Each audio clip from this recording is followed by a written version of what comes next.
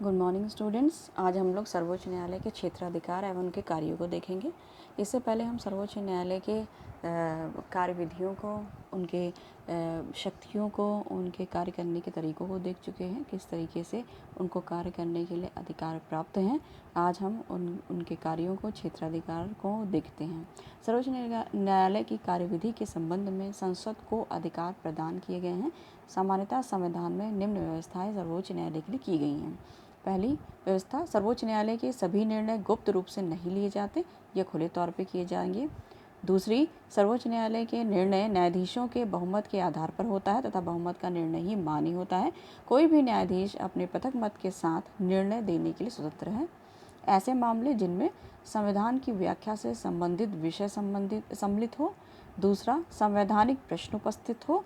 तीसरा, विविध के अभिप्राय को स्पष्ट करने की आवश्यकता हो तथा राष्ट्रपति द्वारा विचार का कार्य सर्वोच्च न्यायालय को सौंपा गया हो। इनकी सुनवाई सर्वोच्च न्यायालय के कम से कम 5 न्यायाधीशों द्वारा की जाएगी। क्षेत्राधिकार में हम देखते हैं इनको क्या क्षेत्राधिकार प्राप्त है। सर्वोच्च न्यायालय द्वारा दिए गए निर्णय भारत की क्षेत्रीय सीमा में स्थापित सभी न्यायालयों पर लागू होते हैं। सर्वोच्च न्यायालय अंतिम न्यायालय है। इसके निर्णय अंतिम निर्णय होते हैं जिन्हें केवल उच्चतम न्यायालय ही परिवर्तित कर सकता है। सर्वोच्च न्यायालय के निम्नलिखित क्षेत्राधिकार हैं। पहला अधिकार है इनका प्रारंभिक क्षेत्राधिकार, दूसरा अपीली क्षेत्राधिकार, तीसरा सलाहकारी क्षेत्राधिकार और चौथा है समीक्षा संबंधी क्षेत्राधिकार। सबसे पहले हम प्रारंभिक क्षेत्राधिकार को देखते हैं। प्रारंभिक क्षेत्राधिकार में 2 प्रकार के वाद आते हैं। सबसे पहला वाद आता है संघ और राज्यों से संबंधित। इसके अंतर्गत निम्नलिखित वाद आते हैं, जैसे भारत सरकार तथा एक या एक से अधिक राज्यों के मत विवाद। दूसरा, भारत सरकार, राज्य या एक से अधिक राज्यों के तथा एक या अधिक राज्यों के बीच विवाद। तीसरा, 2 या 2 से अधिक राज्यों के मत विवाद जिनमें कि वैध अधिकार का प्रश्न अंतर्निहित हो। यदि कोई संधि या संविदा जो 26 जनवरी 1950 से पहले हुई है और आज भी लागू है, तो वहाँ पर सर्वोच्च न्यायालय के क्षेत्राधिकार के अंदर वो क्षेत्र नहीं आते हैं। दूसरा पॉइंट है इनके प्रारंभिक क्षेत्राधिकार के अंतर्गत मौलिक अधिकारों से संबंधित। मौलिक अधिकारों के संरक्षण से संबंधित मामले उच्च न्यायालय तथा सर्वोच्च न्यायालय में प्रस्तुत किए जाते हैं। संविधान में मौलिक अधिकारों के संरक्षण के लिए सर्वोच्च न्यायालय को विशेष उत्तरदायित्व दिया गया है। मौलिक अधिकारों के संरक्षण के लिए बंदी प्रत्यक्षीकरण, अधिकार परीक्षा, उत्प्रेषण, परमादेश की याचिका जारी करता है। दूसरा आता है अपीली क्षेत्राधिकार। इसे अपील के अंतर्गत देखा जाता है। भारत सीमा में स्थित उच्च न्यायालयों के निर्णय के विरुद्ध अपील सुनने का अधिकार सर्वोच्च न्यायालय को प्राप्त होता है। इस अपीली अधिकार को 4 भागों में बांटा गया है। सबसे पहला, दीवानी मामले में अपील, सिविल केसेस। मूल संविधान में यह व्यवस्था थी कि उच्च न्यायालय से सर्वोच्च न्यायालय में केवल वही विवाद सर्वोच्च न्यायालय में अपील के लिए ले जाए जा सकते हैं जिनमें विवाद राशि 20,000 रुपये से अधिक हो। विधि आयोग की सिफारिश पर 1972 में 30वें संविधान संशोधन द्वारा इस धनराशि की न्यूनतम सीमा को हटा दिया गया। अतः वर्तमान में धनराशि की अपील के लिए कोई भी अधिकतम या न्यूनतम राशि निर्धारित नहीं है। इसके स्थान पर यह व्यवस्था की गई है कि वह विवाद जिनमें उच्च न्यायालय द्वारा यह प्रमाणित किया जाए कि इस विवाद में कानून की व्याख्या से संबंधित सारपूर्ण प्रश्न निहित है, सर्वोच्च न्यायालय के अपील के योग्य होगा। दूसरा हम देखते हैं फौजदारी मामले में अपील, क्रिमिनल केसेस। उच्च न्यायालय द्वारा दिए गए निर्णय के विरुद्ध फौजदारी मामले में सर्वोच्च न्यायालय में अपील की जा सकती है, लेकिन इसमें भी उच्च न्यायालय द्वारा दिए गए सभी निर्णयों को अपील के योग्य नहीं माना जाता। केवल निम्न विषयों से संबंधित मामलों में उच्च न्यायालय के निर्णय के विरुद्ध अपील की जा सकती है। पहला, यदि किसी उच्च न्यायालय ने किसी व्यक्ति के अपराध मुक्ति के आदेश को रद्द कर दिया, उस व्यक्ति को मृत्युदंड दे दिया गया हो। यदि किसी उच्च न्यायालय ने किसी अधीनस्थ न्यायालय से किसी व्यक्ति से संबंधित मामले को उच्च न्यायालय में मंगवाकर उस व्यक्ति को प्राणदंड दिया हो। यदि उच्च न्यायालय निर्णय देते समय किसी विवाद में यह प्रमाणित कर दे कि यह विवाद सर्वोच्च न्यायालय की अपील के योग्य है। इसके अतिरिक्त हम देखते हैं सांवैधिक मामले, कॉन्स्टिट्यूशनल केसेस। उच्च न्यायालय के किसी ऐसे निर्णय के विरुद्ध अपील की जा सकती है जिसमें संविधान के किसी उपबंध से संबंधित कोई मामला है जिनमें कानून का सारमय प्रश्न अंतर्निहित है। इसके लिए निम्नलिखित व्यवस्था की गई है।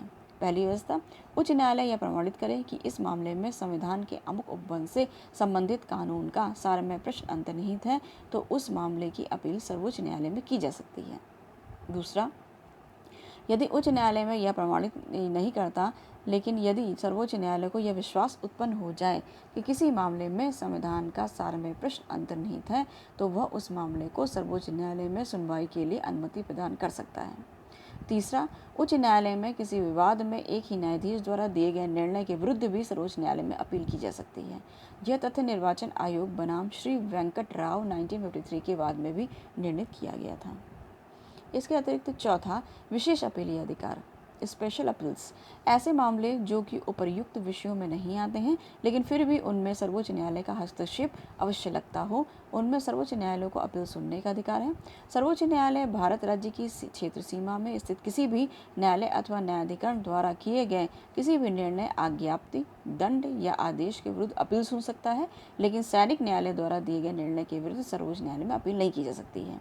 सर्वोच्च न्यायालय को राष्ट्रपति, उपराष्ट्रपति, लोकसभा अध्यक्ष तथा प्रधानमंत्री सहित भारतीय संघ के अन्य पदाधिकारियों के चुनाव में उत्पन्न विवादों में भी निर्णय लेने का अधिकार प्राप्त है। तीसरा आता है इनका परामर्शी क्षेत्राधिकार, जिसे एडवाइजरी भी कहा जाता है। संविधान में सर्वोच्च न्यायालय को यह अधिकार प्राप्त है कि कानूनी मामलों में यह राष्ट्रपति को सलाह दे सकता है। सर्वोच्च न्यायालय का यह अधिकार मुकदमेबाजी को रोकने और उसे एक सीमा तक कम करने में सहायक होता है। इस अधिकार के तहत यदि भारत के राष्ट्रपति को यह प्रतीत होता है किसी मामले में विधि का कोई प्रश्न या तथ्य निहित है तो वह सर्वोच्च न्यायालय से उस मामले में परामर्श देने को कह सकता है।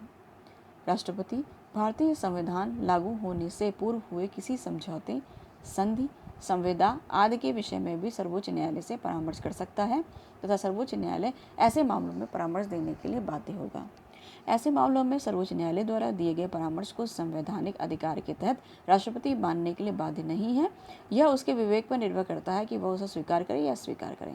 व्यवहार में सामान्यतः सर्वोच्च न्यायालय द्वारा दिए गए परामर्श को राष्ट्रपति मान लेता है। राष्ट्रपति के कहने पर सर्वोच्च न्यायालय द्वारा निम्नलिखित मामलों में दी गई सलाह महत्वपूर्ण सिद्ध होती है, कई बार सिद्ध भी हुई है, जैसे दिल्ली, अजमेर, मेवाड़, भागगा राज्य कानून 1951 में दी गई राय, केरल शिक्षा विधेयक 1957 के संबंध में 1958 में दी गई राय, 1958 में हुए भारत पाक समझौते के तहत क्षेत्रों की अदला बदली के विषय में 1960 में दिया गया परामर्श, 1974 में राष्ट्रपति के चुनाव के संबंध में सर्वोच्च न्यायालय द्वारा दिया गया परामर्श तथा 1977 में आपातकाल के समय हुई जातियों के लिए उत्तरदायी व्यक्तियों के विरुद्ध जांच एवं कार्रवाई की गठित विशेष अदालत विधेयक पर 1978 में दी गई सम्मति। इसके अतिरिक्त इसके पास समीक्षा का अधिकार है, राइट टू रिव्यू। सर्वोच्च न्यायालय तथा उच्च न्यायालयों को संविधान के तहत यह अधिकार दिया गया है कि वो अपने द्वारा दिए गए निर्णयों को स्वयं ही परिवर्तित कर सकते हैं। यदि आवश्यक हो तो दिए गए निर्णयों की समीक्षा भी कर सकते हैं। न्यायाधीश के.एस. हेगड़े ने इसे न्यायिक पुनर्विलोकन का ही एक अनिवार्य अंग बताया है। सर्वोच्च न्यायालय अभिलेख न्यायालय के रूप में डॉक्टर भीमराव अम्बेडकर के अनुसार अभिलेख न्यायालय वह होते हैं जिनके अभिलेखों का साक्ष्य दृष्टि से मूल्य हो तथा जब उन्हें किसी न्यायालय में प्रस्तुत किया जाए तो उस पर कोई संदेह न किया जाए तथा अवमानना के लिए दंड दे सकने की शक्ति इस स्थिति का आवश्यक परिणाम है।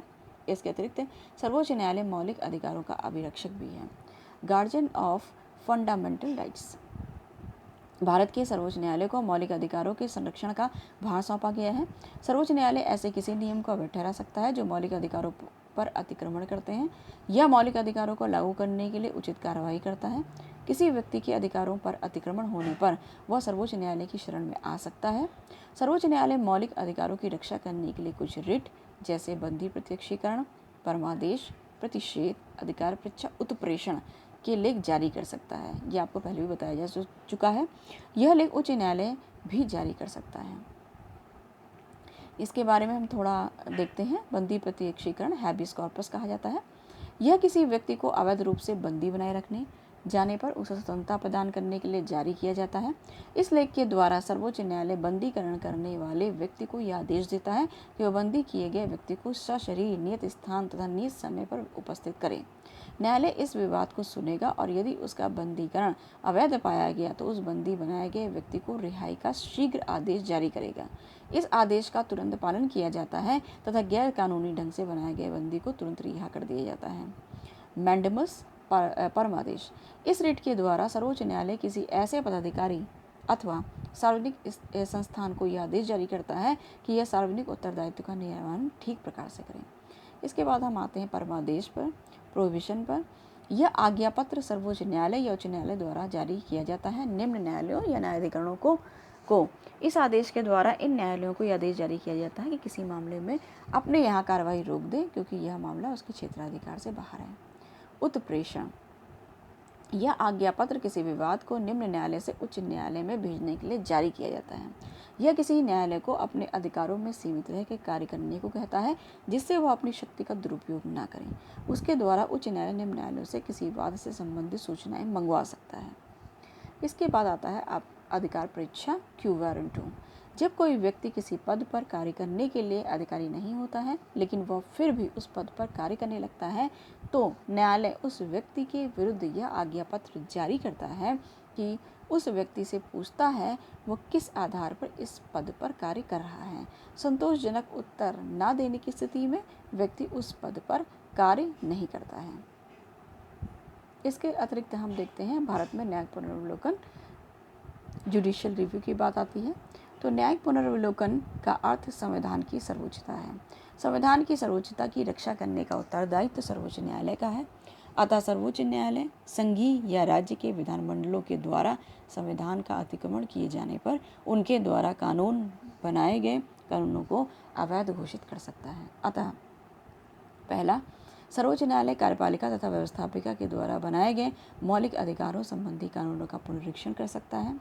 दूसरा, राज्यों द्वारा संविधान द्वारा निर्धारित कार्यक्षेत्र को तोड़कर कार्य करने संबंधी कृतियों को सर्वोच्च न्यायालय अवैध घोषित कर सकता है। तीसरा, यदि संविधान संशोधन अनुच्छेद 368 में निर्धारित प्रक्रिया के अनुरूप नहीं किया गया है तो भी सर्वोच्च न्यायालय उसका पुनर्विलोकन कर सकता है। चौथा, संवैधानिक मामलों पर निर्णय देने का सर्वोच्च न्यायालय का अंतिम अधिकार होता है। यद्यपि भारतीय संविधान में न्यायिक पुनर्विलोकन का कहीं भी स्पष्टता किसी भी उपबंध में उल्लेख नहीं किया गया है, लेकिन उपयुक्त प्रावधानों एवं निम्नलिखित कृतियों से भारत में न्याय पुनर्विलोकन स्पष्ट रूप से पाया जाता है।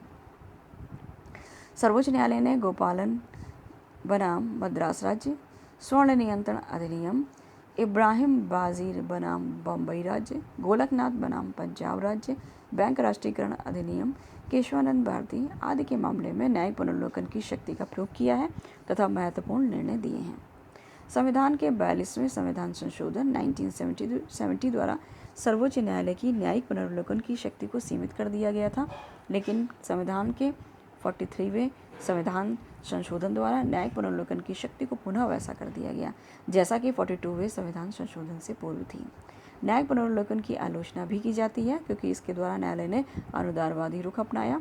सर्वोच्च न्यायालय द्वारा अपने पूर्व निर्णयों में परिवर्तन करने से कानून की अनिश्चितता को जन्म दिया, संसद द्वारा न्यायपालिका के बीच संघर्ष को जन्म दिया।